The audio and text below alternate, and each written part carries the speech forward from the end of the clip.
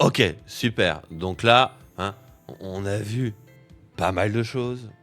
On a vu aujourd'hui, déjà un truc assez dingue quand même, c'est que je peux parler à une machine et elle peut faire des choses que je lui demande de faire. Je trouve ça quand même assez fou.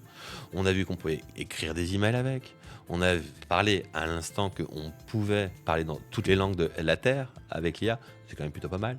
Mais on a quand même vu des choses assez folles, hein. On a quand même vu aujourd'hui si tu es capable de pouvoir se connecter à Internet, faire des recherches pour moi, interpréter ce qu'il y avait à l'intérieur d'une page web, être capable de pouvoir lui envoyer un document, faire des synthèses de ce qu'il y a à l'intérieur du document. On pourra même venir lui faire reformuler tout ce qu'il y a à l'intérieur, lui faire changer de public. C'est quand même assez fou. On peut voir que ça peut aller compiler de l'information. On a vu qu'on était capable de pas créer un graphique, mais on aurait pu également faire un fichier Excel. Tiens, pourquoi pas, hein, c'est tout à fait possible. Bref, aujourd'hui avec l'IA, on voit qu'on est quand même capable de faire pas mal de choses. À côté de ça, on a pu voir également que de temps en temps, hein, si mon prompt n'était pas très précis, j'obtenais un résultat qui était pas très précis. Et je pouvais même voir que parfois, l'IA n'a pas du tout fait ce que je pensais qu'elle ferait et qu'il m'avait fallu recalibrer un petit peu tout ça derrière. Ok, je trouve que c'est déjà une première chose intéressante à venir voir avec les IA. Et du coup, on va venir compléter et venir se donner d'autres idées. Qu'est-ce qu'on peut conclure de tout ça? On peut conclure quand même de tout ça qu'aujourd'hui, l'IA n'est jamais, jamais, jamais, jamais aussi intelligente que la personne qui l'utilise. Permets-moi de te donner un petit exemple. Il y a quelques mois, hein, il y avait le bac, comme tous les ans, le bac philo à passer. Et il y a eu un philosophe, visiblement, qui a eu un plan de communication, c'est de venir se mesurer à ChatGPT. Ce qu'il a fait, c'est qu'il a passé son bac philo de son côté et on a fait passer à ChatGPT son bac philo de son côté. Résultat des courses, notre ami le philosophe a eu 21 sur 20. Tant mieux, hein, ça fait quand même 30 ans qu'il fait de la philosophie. Je suis quand même plutôt content de savoir qu'aujourd'hui, il est capable de pouvoir passer son bac philo. Et ChatGPT, je crois, a eu 12. Ah, est-ce qu'aujourd'hui, on peut dire que ChatGPT est mauvais? Oui, peut-être, je sais pas. Par contre, ce que moi, aujourd'hui, je peux vous dire, c'est qui était en train d'utiliser le ChatGPT. Celui, ou plutôt ceux qui étaient en train de l'utiliser, c'était des directeurs marketing. Alors, de vous à moi, j'ai rien contre les directeurs marketing.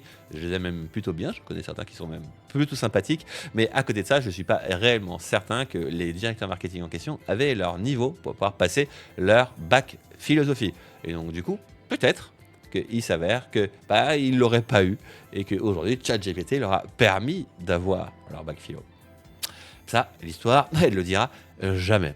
À côté de soi, l'histoire ne dira jamais non plus si seulement ce philosophe avait choisi d'un côté de travailler avec l'IA, de passer son bac philo avec l'IA et de l'autre de ne pas utiliser ChatGPT, hein, et de voir le résultat.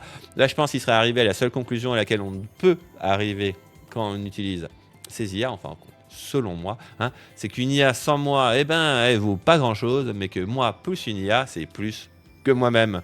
Et donc aujourd'hui, qu'on se le dise, et je crois que je vais le répéter encore peut-être 2 ou 3 fois dans cette formation, l'IA n'est jamais, jamais, jamais aussi intelligente que la personne qui l'utilise. Et j'irai même plus loin que ça. Vous verrez que plus vous êtes expert dans votre domaine, et plus l'IA vient vous maximiser. Qu'on se le dise, l'IA, c'est un outil comme les autres. Alors, oui, c'est vrai, hein, on pourrait le qualifier de méta-outil. Quand, par exemple, on va venir lui demander de résumer un document que je lui envoie, j'ai pas un bouton sur lequel je clique et où je lui dis résume ce document. Ah non, pas du tout, hein. Ce qui va se passer, c'est que je vais devoir écrire qui doit résumer ce document, mais en plus de ça, je vais devoir venir lui expliquer comment moi, j'aimerais que ça soit fait. Bon, bref, une fois que j'ai écrit mon outil, hein, et que je l'envoie, le traitement, ça ne reste qu'un outil. Donc on le verra un peu plus tard, encore une fois, l'IA, ce n'est juste qu'un outil. Ici, il y a des gens qui se posent vraiment la question. Voilà la réponse. Non, l'IA n'est pas là pour vous remplacer. Ou pour être plus exact, l'IA n'est pas capable de vous remplacer. Vous allez le voir, vous allez vite vous rendre compte, on peut faire des trucs super avec l'IA. D'ailleurs, j'espère que vous êtes bien amusés jusque-là de découvrir qu'on peut faire des trucs cool avec l'IA. Mais à côté de ça, aujourd'hui, vous verrez que l'IA a encore vraiment besoin de vous pour pouvoir travailler. Et comme je vous le disais, hein, l'IA sans moi, ça vaut pas grand-chose. Allez, pour pouvoir finir cette session avec plein d'idées. La première chose que je peux vous donner comme exercice à faire pour pouvoir venir compléter un petit peu tout ça et l'intégrer facilement dans votre quotidien, c'est déjà de venir faire des résumés, hein. Vous allez voir, faire des résumés, c'est quelque chose que l'IA fait extrêmement bien et c'est des choses sur lesquelles elle peut nous faire gagner vraiment beaucoup de temps. Ensuite, je ne peux que vous inviter très chaleureusement, là maintenant tout de suite, à commencer à préparer vos prochaines visites avec l'IA.